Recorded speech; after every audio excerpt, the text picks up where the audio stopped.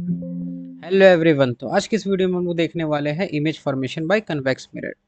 तो convex mirror के द्वारा इमेज फॉर्मेशन को समझने से पहले हम लोगों को समझना पड़ेगा कि जब लाइट रेज कन्वेक्स मिरर से पास करता है तो फिर किस तरीके से एक्ट करता है। ये हमारा कन्वेक्स मिरर होता है जिसमें क्या होता है कि जिसमें हमारा ये पार्ट जो होता है अंदर की तरफ ये हमारा पॉलिश्ड होता है और बाहर वाला रिफ्लेक्टिंग सरफेस होता है। तो इसमें सबसे पहले हम लोग देखेंगे लाइट रेज को जब इसमें पैरेलल पास करवाते हैं तो क्या होता है। ये हमारा पी पॉइंट हो गया, ये एफ हो गया और ये सी हो गया। तो जब लाइट रेस पैरेलल जाता है प्रिंसिपल एक्सिस के तो ये टकराने के बाद में इससे डाइवर्ज हो जाता है। इसको हम इस तरीके से दिखा रहे हैं। ये टकराने के बाद जो लाइट रे है हमारा वो डाइवर्ज कुछ इस तरीके से होता है कि देखने वाले को लगता है कि ये फोकस से निकल रहा है।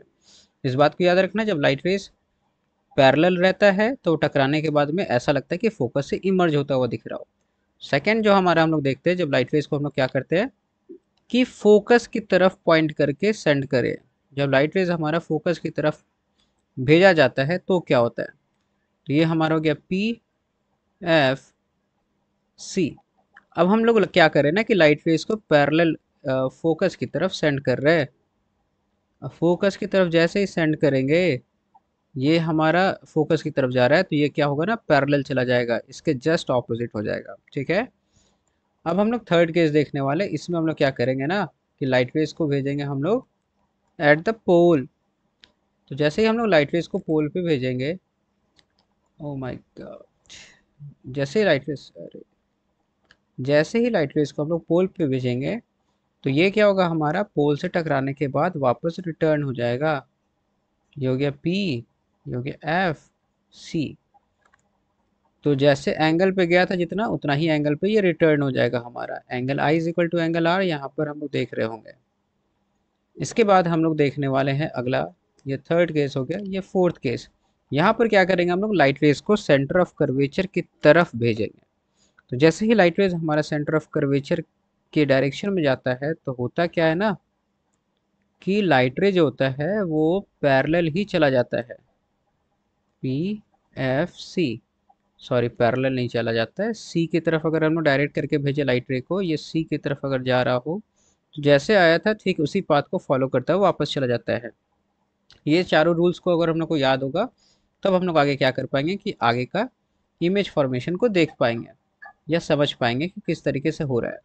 तो सबसे पहले हम लोग यहाँ पर क्या देखते हैं कन्वेक्स मिरर में कि इसमें पोल, फोकस, सॉरी फोकस और सेंटर जो होता है वो बिहाइंड द मिरर होता है।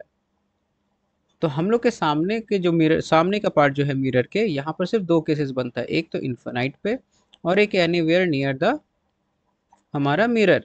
तो एक हम लोग इन्फिनाइट का केस देखने वाले हैं और दूसरा हम लोग देखने वाले हैं मिरर के नियर कहीं पे भी। तो फर्स्ट केस, जब लाइट रेज हमारा क्या हो, सॉरी जब ऑब्जेक्ट जो है वो इन्फिनिटी पे हो, न जाने क्यों इतना गलती हो रहा है। चलो, ये हो गया P, ये F, ये C। जब लाइट रे हमारा, हम लोग क्या करें कि इन्फिनाइट पे ऑब्जेक्ट को रखेंगे तो इन्फिनाइट से लाइट रेज हमेशा पैरेलल एज्यूम करते हैं हम लोग। ठीक है। ये मैंने बताया था कि हम लोग पैरेलल क्यों लेते हैं, क्योंकि लाइट रेज जो है वो जब बहुत ही ज़्यादा दूर से आ रहा होता है ना, जैसे मान लेते हैं एक सोर्स है, यहाँ पर हम बहुत ही ज़्यादा डिस्टेंस पे खड़े हैं, तो यहाँ से जो लाइट रेज आ रहा होगा वो जो थोड़ा सा भी एंगल से अगर बिखरा होगा तो ये काफ़ी ज़्यादा दूर चला जाएगा। तो यहाँ पर सिर्फ वही लाइट रेज आ पाएगा जो कि आपस में पैरेलल होता है, बाकी सारा जो है बिखर जाएगा वो अलग अलग डायरेक्शंस की ओर। तो एक पैरेलल लाइट रे लिए जो कि हम लोग को पता है क्या होने वाला है, डाइवर्ज होगा, मतलब बिखरेगा कुछ इस तरीके से कि लगेगा फोकस से निकल रहा है। सेम नीचे भी होगा, ये हमारे इस तरीके से डाइवर्ज होता हुआ लगेगा। और यहाँ पर हम लोग क्या देख रहे हैं कि यहाँ पर इमेज का फॉर्मेशन हो जाएगा। तो जब हम लोग ऑब्जेक्ट को रखे, ऑब्जेक्ट को हम लोग कहाँ पर रख दिए एट इन्फिनिटी, तो इमेज जो हमारा बना वो इमेज का फॉर्मेशन हो गया एट फोकस। ठीक है। साइज कैसा होने वाला है, पॉइंट साइज्ड, पॉइंट साइज्ड। और नेचर कैसा होगा, एक्चुअल में लाइट रेज मिला है क्या, नहीं ना। चूंकि लाइट रेज एक्चुअल में नहीं मिला है इसीलिए यहाँ पर ये होगा वर्चुअल। और जब भी वर्चुअल इमेज बनता है तो साथ में एक और नेचर दिखता है, इरेक्ट। आई होप ये क्लियर हुआ होगा। हम लोग अब सेकंड और लास्ट केस देखने वाले हैं इसका, जहाँ पर हम लोग क्या करेंगे कि मिरर के फ्रंट में कहीं पर भी ऑब्जेक्ट को रखने वाले हैं। ये हमारा हो गया P ये एफ, ये सी। यहाँ पर ये लाइट रे हमारे यहाँ पर ऑब्जेक्ट है, एक लाइट रे तो हमारे इससे पैरेलल जाएगा। जो पैरेलल लाइट रे जाएगा वो क्या होने वाला है, कुछ इस तरीके से डाइवर्ज होने वाला है कि लगेगा कि फोकस से इमर्ज हो रहा हो। और दूसरा जो लाइट रे हमारा है वो जाएगा सेंटर की तरफ पॉइंट करता हुआ। जो लाइट रे सेंटर की तरफ पॉइंट करता है वो किधर जाता है, हम लोगों ने अभी जस्ट बात किया था ना, किधर जाता है वो जाता है सेम पाथ को फॉलो करता हुआ। और यहाँ पर ये दोनों इस पॉइंट पे मीट होता हुआ फील हो रहा है। जिस पॉइंट पे ये दोनों मीट होता हुआ फील हो रहा है वहाँ पर हम लोग को बनेगा इमेज। तो यहाँ पर जो ऑब्जेक्ट है हमारा वो कहाँ पे प्लेस किया गया, anywhere in front of mirror. Image कहाँ बना, between P and F. Size कैसा है, स्मॉलर देन ऑब्जेक्ट।